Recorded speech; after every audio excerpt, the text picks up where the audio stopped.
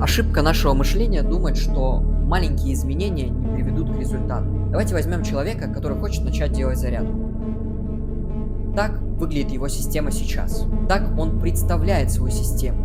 Например, посмотрев на какого-то блогера, который делает 3-4 километра каждый день. Если он начнет действовать по такой системе, с вероятностью 90%, через 15-20 дней он просто остановится. Давайте возьмем систему, которая будет постоянно. Он должен начать с маленьких действий, но делать их каждый день и на протяжении долгого времени. Давайте возьмем дистанцию, например, полгода. Если он делает это каждый день и не останавливается, у него закрепится это как постоянная привычка и постоянное поведение. И он станет человеком, который делает зарядку каждый день. Но теперь у него не будет большого стресса, а будет приятная привычка, которой он будет гордиться и которая будет мотивировать его к дальнейшим изменениям.